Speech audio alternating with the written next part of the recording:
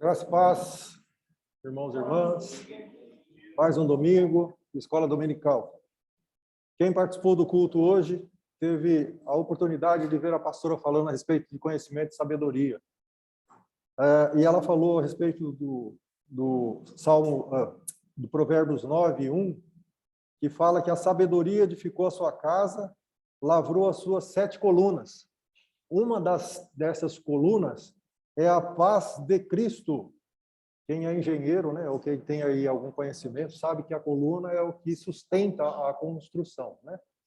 E exatamente a paz de Cristo está tangenciando aí o nosso texto de hoje, né? Está lá em João 14:27, que é de uma das passagens em que nós vamos nos debruçar sobre ela. Curvem a cabeça de vocês, vamos orar. Santo Deus, Pai querido, a nossa gratidão a Ti por mais essa oportunidade, Senhor. Obrigado pelas nossas vidas, ó Pai. Obrigado, ó Deus. Eu rogo a Ti que o Senhor perdoe os nossos pecados, a nossa humanidade, Deus, porque somos humanos e erramos, ó Deus. Ó Senhor, não somos aquilo que Tu queres, mas a Tua graça e a Tua misericórdia nos alcançam. Obrigado, ó Pai, pela oportunidade, porque o Teu próprio Filho, Jesus, disse que nem só de pão viveria o homem. Obrigado por essa oportunidade de nos sustentar com a Tua palavra.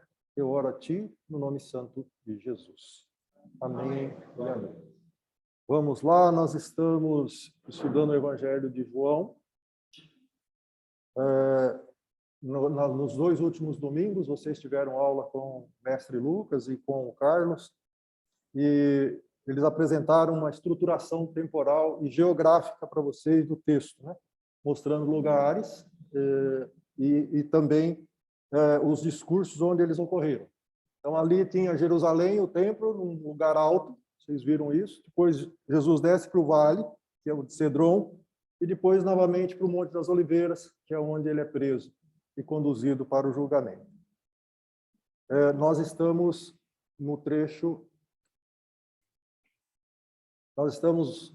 agora, vamos falar do capítulo 14. Quem estiver com suas Bíblias, por favor, possam abrir. O trecho que nós vamos enfocar é do versículo 15 ao 31.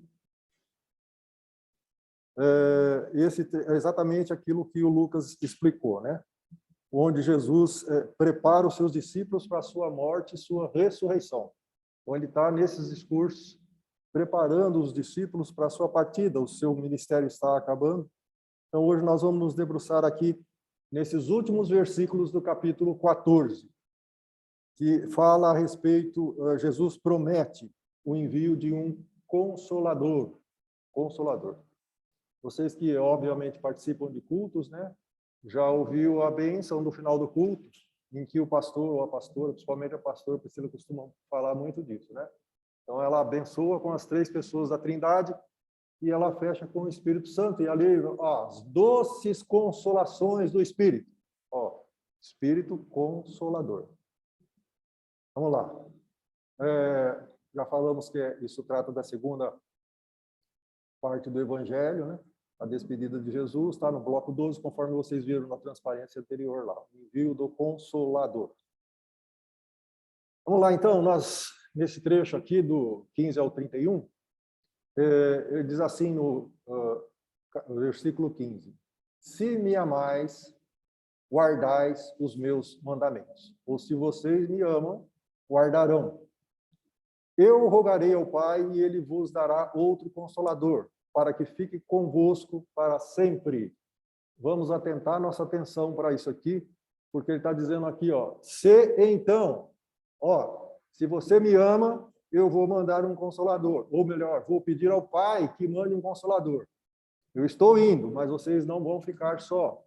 Eu vou enviar um consolador para vocês, para aqueles que me amam. O Espírito de verdade que o mundo não pode receber, porque não o vê, nem o conhece. Mas vós o conhecei, porque habita convosco e estará em vós. Então eu vou mandar para você que me ama, não para o mundo. E ele é muito claro aqui ao dizer que o mundo não vai vê-lo, não pode vê-lo, porque não o reconhece. Não vos deixarei órfão, voltarei para vós. Ainda um pouco e o mundo não me verá mais, mas vós me vereis, porque eu vivo e vós vivereis. Naquele dia conhecereis que eu estou em meu Pai, e vós em mim, e eu em vós. Estamos vendo aqui aquele princípio de unidade, né? Eu e o Pai somos um, e seremos um com você também. Exatamente o que Jesus está afirmando aqui aos discípulos dele. Disse-lhe Judas, não o Iscariote, Senhor, de onde vem que te has de manifestar a nós e não ao mundo? Ou pode ter uma outra versão sua aí que está dizendo aí, ó. Por que razão o Senhor se manifestará a nós e não ao mundo? Ele disse no anterior. Jesus respondeu-lhe, se alguém me ama, guardará a minha palavra, e o meu Pai o amará, e viveremos para ele e faremos nele morada. Então, aqui está um dos propósitos de como é que eu coloco essa questão do amor em ação, né? Eu já tive a oportunidade de falar para vocês aqui, não precisa ser entre nós, não, qualquer pessoa que você abordar em qualquer lugar, se você perguntar para ela se ela ama a Deus, ela vai afirmar que sim, com certeza. Vai ser muito raro alguém dizer que não. Pode ser até uma excepcionalidade. Mas como é que você externa esse amor, né? Então, ele está dizendo aqui, ó, eu vou ter que passar para o campo da ação. Não é só declarar, né? Então, ó, se alguém me ama, guarda a minha palavra. Então, se você não guarda a palavra, você não o ama. E o meu Pai o amará, e viveremos para ele e faremos nele morada. Quem não me ama, não guarda as minhas palavras. Obediência, desobediência. Ora, a palavra que ouvistes não é minha, mas do Pai que me enviou. Tenho-vos dito isso, estando convosco, ou ainda enquanto estou com vocês. Mas aquele Consolador, o Espírito Santo, que o Pai enviará em meu nome, esse vos ensinará todas as coisas e vos fará lembrar de tudo quanto eu vos tenho dito. Deixo-vos a paz. A minha paz vos dou. Não vou lá dou como o mundo dá, mas não se turbe o vosso coração, nem se atemorize. Ou que o coração de vocês não fique angustiado ou com medo. É exatamente a coluna que foi tratada lá em Provérbios, né? Uma das colunas que edifica a casa da sabedoria. É a paz de Cristo e da maneira como ele dá e que nós não sabemos, não conseguimos entender porque nós não conhecemos. E aquilo que eu não conheço, não consigo comparar, não dá para entender. Mas é uma paz que transcende o entendimento humano. Então, por isso que ele diz, eu não dou como o mundo dá, né?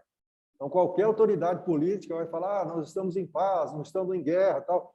Mas nada pode se comparar a algo que está acima do nosso entendimento. A paz de Cristo, ela está acima de tudo isso aí. E ela é dada como coluna da edificação, ou seja, para aqueles que o amam. Ouvistes que eu vos disse, ou vocês ouviram o que eu disse? Vou e venho para vós. Vou e volto para junto de vocês. Se me amasseis, certamente exultareis, porque eu disse, vou para o Pai. Ou então vocês ficariam alegres com a minha ida para o Pai. Obviamente que os discípulos estavam tristes naquele tempo, né? Jesus falando que ia partir e não entendiam aquilo. O Espírito, como ele disse, a hora que vier vocês vão entender, agora vocês não estão entendendo. Então, ele está dizendo, olha, se vocês entendessem, vocês ficariam alegres, porque meu Pai é maior do que eu. Eu vos disse, agora, antes que aconteça, para que, quando acontecer, vós acreditais, ou vocês creiam. Já não falarei muito convosco, porque se aproxima, ou aí vem o príncipe deste mundo, e nada tem em mim, ele não tem poder sobre mim. E o último versículo do nosso trecho de hoje é o 31. Ele diz, mas, ele nada tem em mim, mas é para que o mundo saiba que eu amo o Pai e que faço como o Pai me mandou. Levantai-vos, vamos-nos daqui. Jesus disse, vocês permaneçam sentados aí. Nós não terminamos aí. Vamos lá ao nosso pequeno pré-texto, antes da gente entrar aqui no contexto, para a gente poder dar uma esmiuçada nesse trechinho que nós lemos, né? Jesus disse assim, ó, qualquer coisa que peçamos no nome de Jesus, nos será concedida. Então, Jesus é intercessor, advogado, conselheiro, monitor, consolador. Ó, ele diz, coisas que sejam para o bem de vocês e que seja adequada ao estado, isso será concedido. Pedir em nome de Jesus é invocar os seus méritos, a sua intercessão e depender disso. Então, eu coloquei uma figura aqui para exemplificar bem para vocês, né? Não adianta nada eu pedir algo que não seja dentro desse propósito. Então, eu estou lá fazendo uma prova na faculdade, não estudei, vi as perguntas, não sei nada que está lá. Não adianta eu pegar lá e falar assim, Senhor, em nome de Jesus, o Senhor é onisciente, todo conhecimento pertence a Ti, e sabedoria. Por isso, em nome de Jesus, me passa as respostas da prova. Não vai acontecer isso. Esqueçam. Né? Se vocês tiverem estudado, e se isso, obviamente, que tudo aquilo que nós vemos vai para o nosso subconsciente, vai estar lá guardado. E, de repente, é comum isso, né? Quando você vai fazer uma prova, dá um branco lá no princípio e tal. Se você invocar o nome de Jesus, ele vai fazer você lembrar, assim, aquilo que você estudou e que você viu. Então, você pode ter até um privilégio sobre outros ali, de lembrar com mais facilidade aquilo que você viu, mas aquilo que você não estudou, esquece. Né? Se você não vai conseguir, não adianta querer orar. Então, assim, essa qualquer coisa que pensamos, né, ela está condicionada aqui. É coisa que seja para o seu bem. Amém? Muito bom. Vamos lá, então, para o nosso contexto. Vamos começar aí, o nosso trecho começa no 15, né? Do 15 ao 17. Nas palavras de Jesus, ecoam a exigência da aliança de Deuteronômio e reflete a autoridade única.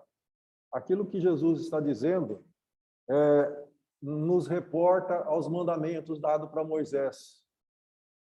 E aqui ele fala, no 15, no começo, né? Ora, você me ama. Se você ama, você guarda. Então, é amar, guardar e obedecer. Deus é um Deus de zelo. Então, lá em Deuteronômio, depois vocês consultem isso, né? Isso vai ficar gravado. 5, de 9 a 10, né? Ele trata ali que ele fala, ó, eu sou o Senhor, seu Deus. Né? Não terás outros deuses diante de mim, é um Deus zeloso, que ama e tem ciúmes. Eu não quero dividir vocês com ninguém. Deus não quer dividir vocês com ninguém. E aqui está implícito uma apostasia de Israel, né? Israel se prostrar a outros deuses. O Senhor é o único Deus de Israel. Então, a devoção a Ele tem que ser total, exclusiva. Coração, alma e força. Ama de toda a sua força, de todo o seu coração, de todo o seu entendimento. É o que diz a palavra. Né? Muito bom. Mas acontece que está na palavra e há uma possível apostasia de Israel, porque se prostra aos outros deuses. Né? Paulo teve problema em Éfeso, diante da questão de uma deusa, Diana, e o mercantilismo que Demétrios fazia ali, isso trouxe problema para Paulo. Ou seja, a questão da obediência e desobediência. Se você me ama, obedece. Eu estou dizendo que eu sou o único Deus, então não posso compartilhar vocês com outros. Não tenham outros. Muito bom. O que vai acontecer? No Brasil, também, nós vamos ter mercantilismo, assim como tinha em Éfeso. O problema que Paulo tinha lá, existe no Brasil hoje. Aqui no Brasil, existe o segundo maior templo, a maior basílica do mundo, dedicada a uma deusa. Não terás outros deuses diante de mim. Obediência ou desobediência. Lá em Deuteronômio nós vamos ver isso. Se obedecerdes, virão bênçãos sobre vocês. Se desobedecerem, virão maldição sobre vocês. Agora vocês, a pastora pregou isso, né? Está nas tuas mãos, vida ou morte, eu te proponho. O que você escolhe? Qual das duas escolhe? E um dos propósitos e princípios do amor, de eu externar esse amor, é exatamente eu fazer exatamente obedecer a Deus.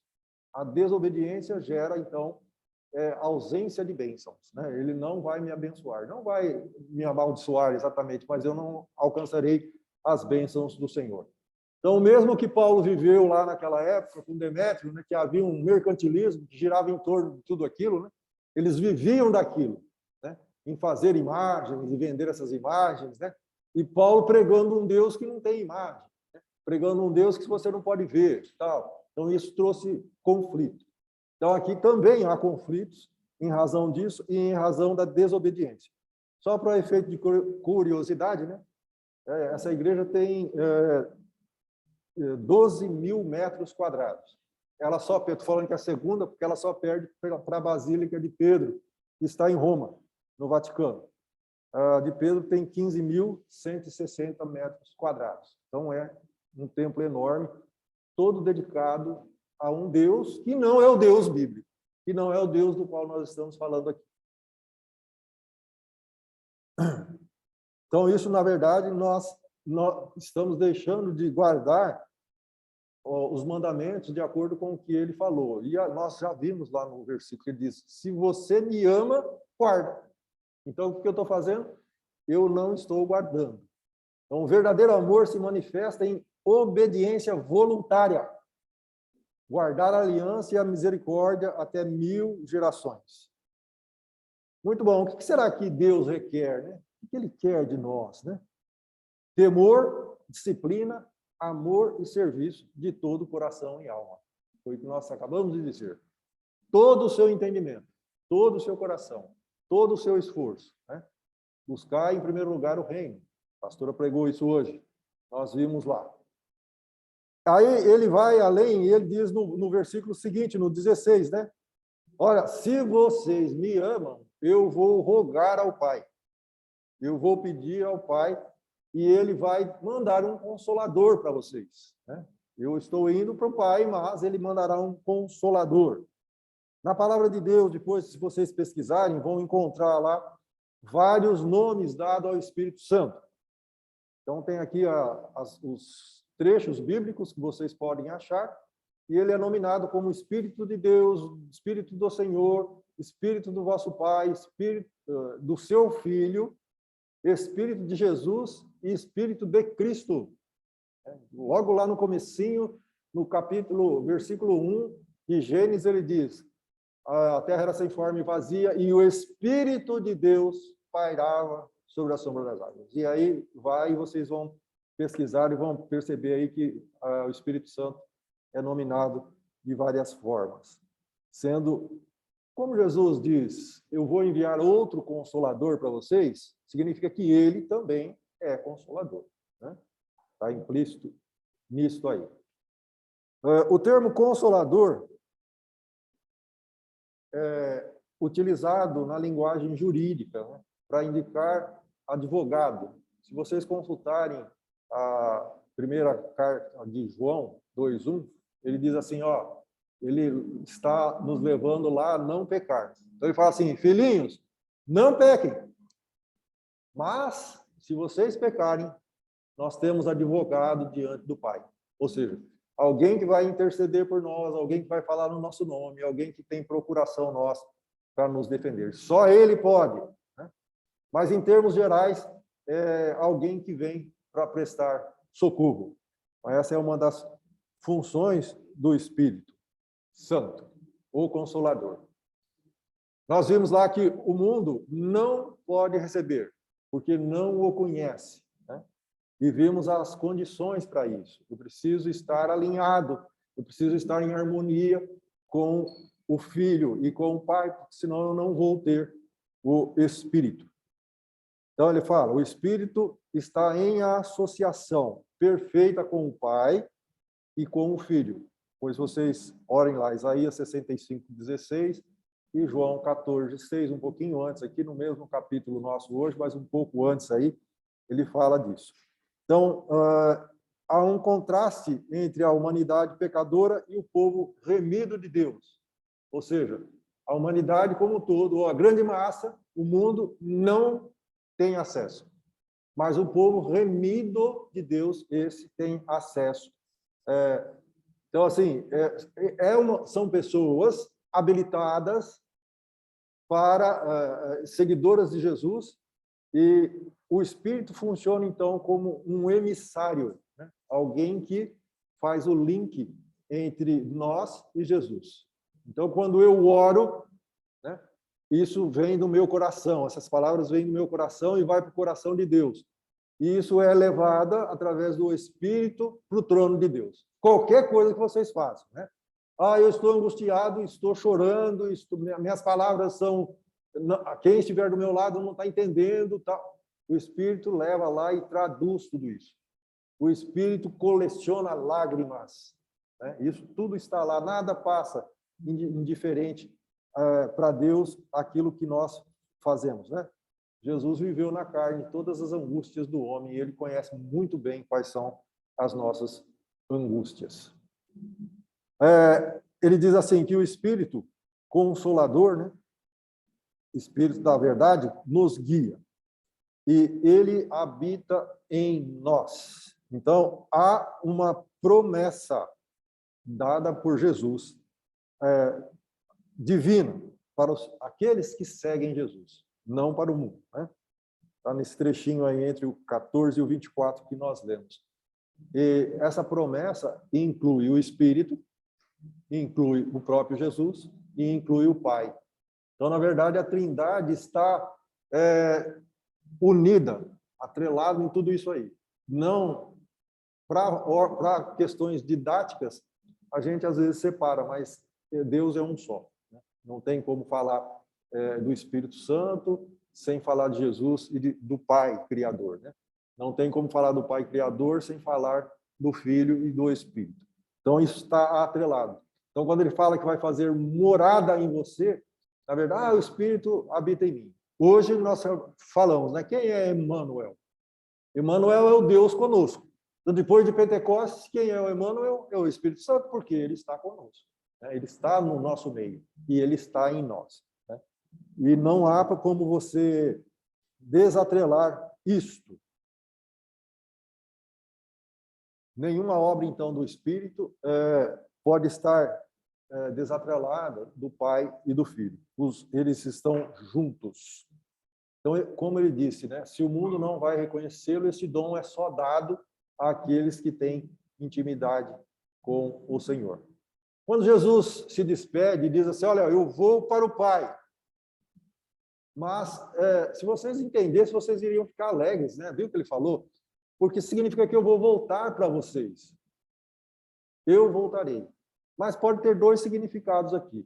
Pode se referir à vinda do Espírito Santo, que aconteceu em Pentecostes, porque nós acabamos de dizer aqui da unidade, né? Pai, Filho e Espírito Santo.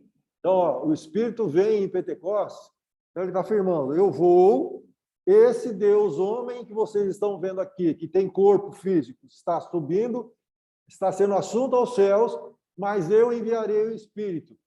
Mas eu voltarei para vocês. Então, eu volto, porque eu e o Espírito somos um. Então, eu envio o Espírito em Pentecostes. Mas também pode se referir à esperança da Igreja de Cristo, unida, né, como noiva, esperando o seu noivo, como aconteceu aí no último domingo no casamento da Carol com o Heitor, né? Ou foi deixado lá uma mensagem evangelística falando exatamente das 10 virgens e as suas lanternas ou lamparinas, né? Que acaba o azeite, 5 nécias e 5 prudentes, né? Então, as 5 prudentes, vocês conhecem muito bem a palavra e sabem o que é isso. Então, há uma esperança da igreja que o noivo chegue. Jesus é o noivo e a igreja é a noiva. Nós somos noiva. Estamos esperando a volta do Senhor para as bodas. Muito bom. Deus é um Deus de vivos. Né? Há uma parábola em Lucas que fala a respeito de o rico e Lázaro. Ali ele espelha o rico. Não, isso não significa que ser rico, né, a pessoa não pode ser remida. Mas ele está fazendo uma comparação e o rico vai para o inferno e Lázaro vai para o seio de Abraão. Então, ora, Abraão já havia falecido. Mas ele diz, não, Deus não é Deus de mortos. Deus é Deus de vivo. E Jesus fala assim, ó, porque eu vivo, vocês também vão viver. Óbvio que nós vamos ter pensão completa, todo o banquete. Nascemos, estamos vivendo, e provavelmente nenhum de nós dessa sala aqui vai estar vivo quando Jesus voltar. Né? Todos nós passaremos pela morte física. Né? Mas isso não é o fim. Pelo contrário, é o início de uma outra etapa. E ele diz assim, olha, é só em Jesus que tem vida. Ele mesmo se nomina. Eu sou ressurreição e vida. Não há vida em outro. Só Deus, só Jesus pode nos remir. No 22, ele volta a afirmar, né, aquilo que já falamos, né, que ele não para o mundo não vai vê-lo, não vai contemplá-lo até que venha a segunda vinda de Jesus. Essa que a igreja espera, essa que a igreja anseia, assim que ele voltar, aí nessa segunda vida, sim. Aí não haverá ninguém na face da terra que não vai vê-lo ou ouvi-lo. Né? Isso vai ser muito claro para todos. Nesse interregno, nesse meio aqui, só nós, os que são remidos, que pode ter relação e contato através do Espírito Santo com Jesus, que, como nós dissemos, né, está um só. Muito bom, vamos lá. O próximo versículo aí, ele diz assim, olha, se você ama, né, assim como eu e o Pai somos um, seremos um com você. Então, Jesus e o Espírito Santo mora dentro do cristão, habita nele. E vocês já devem ter ouvido que o Espírito está em nós e entre nós, né? Ele tem liberdade para isso. Muito bom. Esse Espírito, então, ele é concedido a todos os santos. Santo não é aquele cara que não peca, né? É o cara que está lá no altar. Mas é separado, significa pessoa separada. E o Espírito ministra, ele nos ensina. E ele nos faz recordar que nós devemos encomendar-lhe por fé e oração que ele mantenha aquilo que nós ouvimos e que nós saibamos. Lembra que a pastora estava falando do conhecimento e de sabedoria, né? Então, conhecimento é aquilo que vem na minha mente de todos os lados e meios de fonte de informação. E eu vou arquivando na minha memória. Agora, a sabedoria é a maneira pela qual eu utilizo esse conhecimento, né? Ou não. Então, posso ser sábio ou não, de acordo com o que eu faço de uso disso. Interessante guardar aqui, pessoal, a questão da unidade, da trindade que a gente vem falando aqui. Pai, Filho e Espírito Santo é um só. Nesse trecho que nós estamos estudando, aqui no versículo 26, Jesus fala assim, ó, o Pai enviará. Pode consultar aí. Eu vou rogar ao Pai, ele está falando no 16, e aqui no 26 ele fala assim, que o Pai vai enviar o Espírito Santo. Nós vamos encontrar no capítulo seguinte, no 15, 26, que o Jesus diz assim, ó, eu vou enviar o Espírito para vocês. Pois consultem lá, ele está dizendo assim, eu envio o Espírito. Né? Ou seja, há uma relação, uma cooperação, uma harmonia aí entre pai e filho. Senhor, basta isso para nós, mostra-nos o Pai.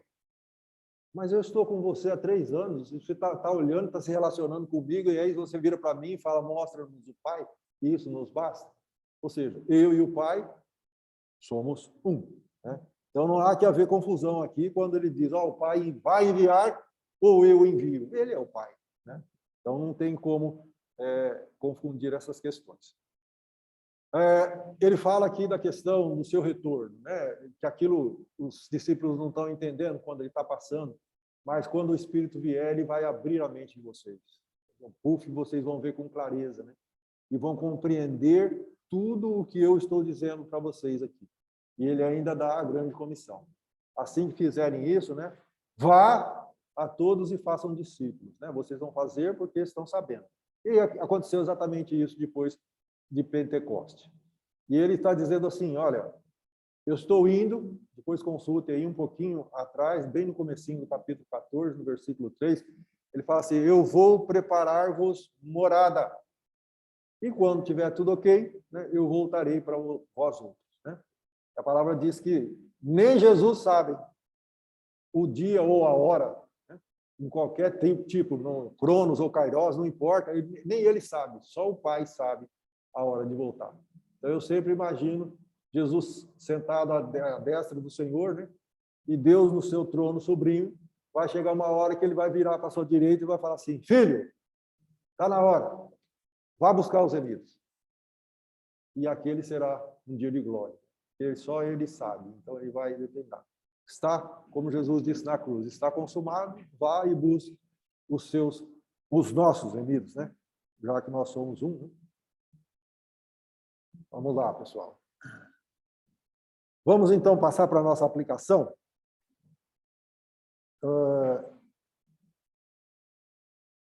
Jesus fala que a verdadeira prova de amor não é aquela que nós expressamos, né? Eu disse a vocês, se perguntarmos para qualquer pessoa, ele vai falar para vocês, olha, eu amo a Deus, claro que eu amo a Deus, né? Lógico, né? Isso não basta, né? Às vezes eu falo isso aí e a minha atitude contraria aquilo que eu estou falando. Então, na verdade, não é a expressão oral, mas um modo de vida em obediência. O start, o primeiro passo. Eu amo e externo isso. Nessa semana me perguntaram na célula, enquanto ministrávamos, né? Fizeram uma pergunta. O que é ação de graças? Ora, é eu colocar aquilo que eu sou grato em ação. Ou seja, eu vou passar para as pessoas que estão no meu entorno aquilo que eu estou sentindo de gratidão. Quando eu vou falar em ação de graça, leva alimentos, leva as coisas, mas eu externo aquilo que eu sou grato. Como é que eu externo o amor que Jesus está dizendo? Se você me ama, ele mesmo está dando a receita. Guarda os meus mandamentos, me obedece, né? É só eu tenho ciúme de você, não se prostre a outros deuses, recorra a mim, eu basto para vocês não precisam de mais pessoas, né? Então, guarda os meus mandamentos, isso é uma expressão que você vai estar passando. Então, não adianta, pessoal, eu ficar desfilando por aí com camisetas, escrito coisas, né? Amar a Deus acima de todas as coisas. Legal, bacana, né? Mas só isso aí já está ok? Não. Eu preciso ver o que essa pessoa está usando essa camiseta e está fazendo. Onde ela estiver. E cuidado com isso, hein? Às vezes a gente escreve coisas no carro, né? Para-choque, enfim. Propriedade do Senhor Jesus. Ou põe símbolo da igreja tal, e de repente você começa a cometer infrações de trânsito por aí. Né? Passa o sinal vermelho, e o cara está olhando e fala, sou o cara da igreja metodista. Né? Ou seja, será que eu estou obedecendo? Porque Paulo fala, eu preciso obedecer às autoridades constituídas. Se a autoridade constituída colocou lá, é proibido virar à esquerda, não importa se eu concordo ou não. Mas absurdo, eu já se viu, não pode virar à esquerda. Não, eu não posso virar, ponto.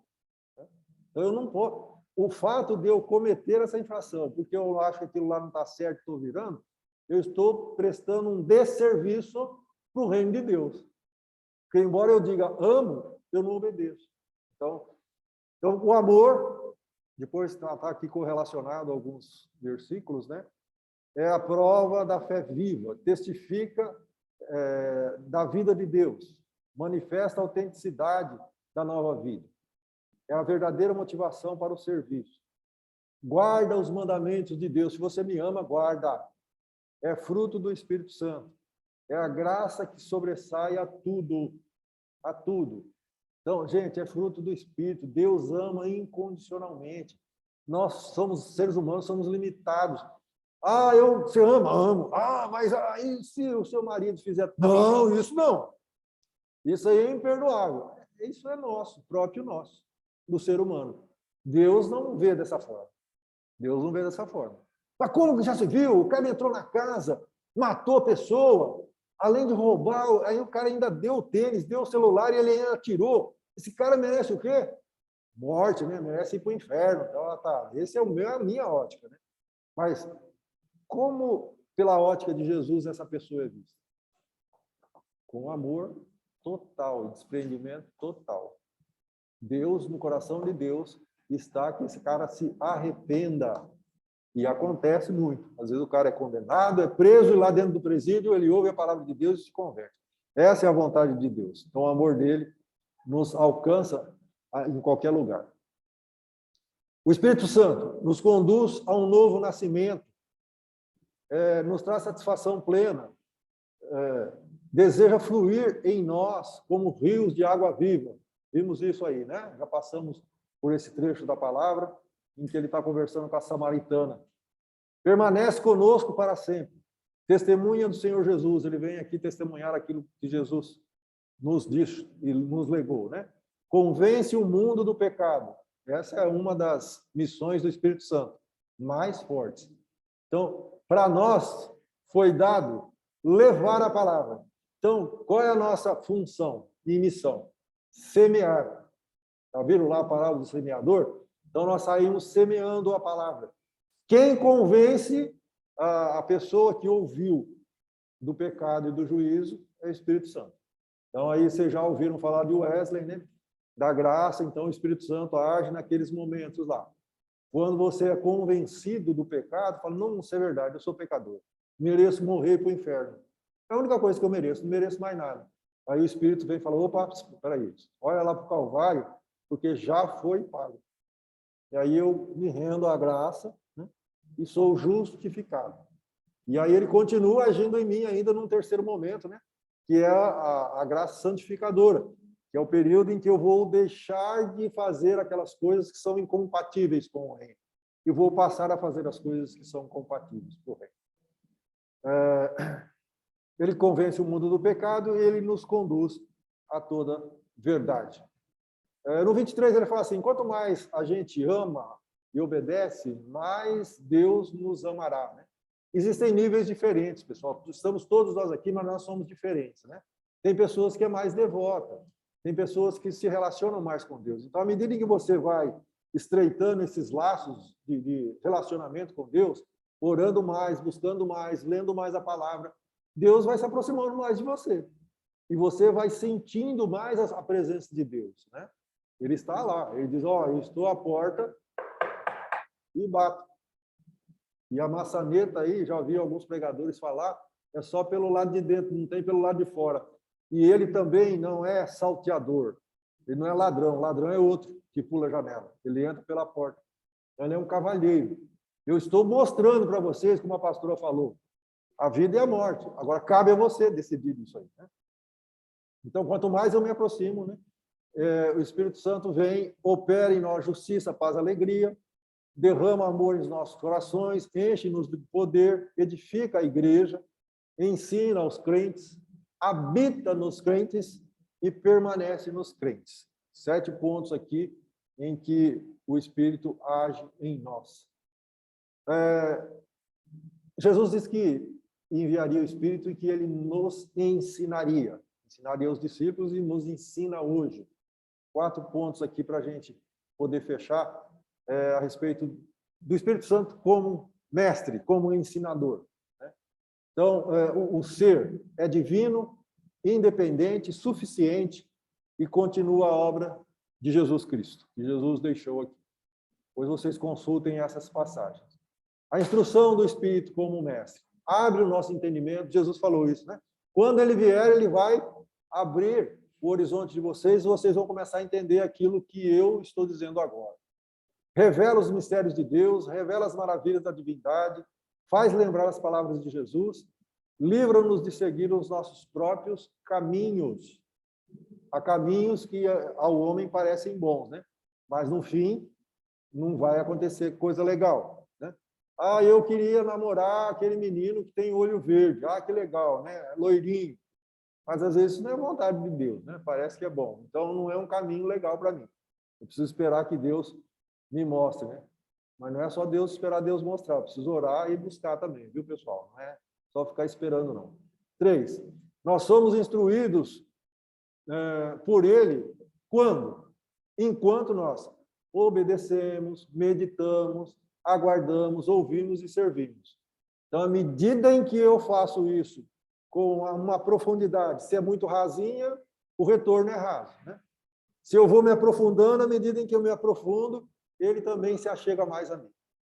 Todos nós somos usados, pessoal, como instrumentos, né, quando deixamos. E esse serviço vai ser de acordo com aquilo que nós abrimos. Porque se eu começar a me fechar, o Espírito, como eu disse, ele é um cavaleiro, ele não vai arrombar nada. E a quarta aqui, como mestre, a bênção da instrução aceita. Conhecemos o Senhor com mais clareza, né? Nós vamos dominar mais, vamos ter mais intimidade e mais facilidade, então, para exercer a grande comissão do Senhor Jesus Cristo, que é fazer discípulos, né? Usamos a palavra de sabedoria, que a pastora pregou hoje, recebemos o ensino fundamental, temos a unção divina, somos bênção para outros. Olha que coisa bacana, né? Os lugares onde nós estamos, os lugares para onde nós vamos, nós podemos compartilhar esse amor que está dentro do nosso coração.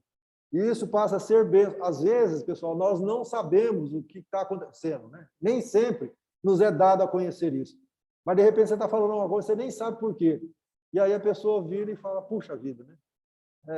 Era isso aí, o cara falou comigo, né? Está falando de mim, nunca me viu, conhece, e atingiu o meu ponto que eu precisava. Mas, na verdade, não foi você que fez isso, né? É o Espírito Santo que vai lá. A missão dele não é convencer o mundo do pecado e do juízo? Ele vai e faz através de você. Muito bom. O que foi que Jesus deixou aqui como legado? O dinheiro dele ficou para Judas. O corpo dele foi deixado para o José de Arimateia. Ele que levou Jesus a um túmulo que ele tinha lá reservado. As vestes foram compartilhadas entre os soldados, né? Lançaram sorte sobre a roupa de Jesus. A sua mãe foi entregue ao discípulo amado. Então, Jesus, na cruz, olhou para baixo, para João, e falou assim, mulher, eis aí seu filho. Filho, eis aí a tua mãe, né? E João tomou conta de Maria até os seus últimos dias, né? O seu sangue foi entregue pela sua igreja. O Espírito foi entregue a Deus. Lembra lá que, quando estava tudo consumado, Pai, em tuas mãos entrego o meu Espírito. A sua paz foi dada aos discípulos. Nós somos os discípulos, né? Lembra que foi falado aqui, bem no início, a respeito da paz. Agora fica aí para a nossa meditação, em nós mesmos, né? Entre nós e o Espírito, como que vai ser o nosso testamento? Qual vai ser o nosso legado? O que nós vamos deixar? Aqui eu fiz aqui uma síntese, né, de coisas que a gente lembra de quando Jesus passou por aqui. Ficou isso. E aí, quando lembrarem de nós, depois que tivermos partido, né, o que é que vai passar pela mente das pessoas? O que aquele cara era? O que ele fez, né? Foi bom? Foi ruim? O que o Senhor nos dá? Graça, força, paz, julgo, os seus mandamentos, a sua alegria, a sua glória. Isso é dado aos remidos, não ao mundo, como nós vimos, né? Muito bom, pessoal. Essa foi a nossa meditação sobre o trecho de hoje, né? A palavra diz que Jesus vai voltar e isso é algo que nós esperamos com muita força, né? Muito embora nós vemos pessoas falando por aí que Jesus disse que haveriam sinais, né? Nós estamos passando por uma pandemia, mas ele falou que ia acontecer. Mas ele diz dos princípios das dores. E quando ele fala dos princípios das dores, ele fala assim, não é chegado o tempo ainda. Vai demorar muito tempo. Então, se o próprio Jesus não sabe quando ele vai voltar, por que a gente vai ficar especulando, né?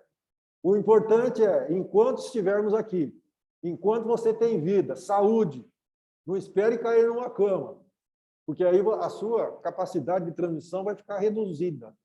Mas enquanto você tem rigidez física, tem rigidez mental, fale, transmita, semeie a palavra de Deus. Essa é a vontade de Deus. Amém? Curvem a cabeça de vocês, vamos orar. Pai querido, Deus amado, mais uma vez, Senhor, nós somos gratos a Ti, porque o Senhor nos propiciou de nos reunirmos, ó Deus. O Senhor juntou aqui aquelas pessoas que o Senhor queria que estivesse aqui. Obrigado, ó Pai, pela sua palavra que está sendo semeada. Obrigado, Deus, porque nós sabemos que isso não vem de nós, isso vem do Espírito que nos capacita, isso não vem nem de Ti, mas vem do Pai. E nós estamos aqui, Senhor Deus, exatamente como embaixadores do Teu reino. Que nós possamos, ó Pai, ter coisas alinhadas. Nós que somos mais jovens, ó Deus, buscar nos fazer uma faculdade, realizar as nossas coisas, ter alguma colocação útil na vida, mas não perder o foco, que o mais importante é o Seu reino. Como Jesus nos deixou o legado de que devemos buscar o Teu reino e as demais coisas seriam acrescentadas. Nós oramos a Ti em nome de Jesus. Amém e amém.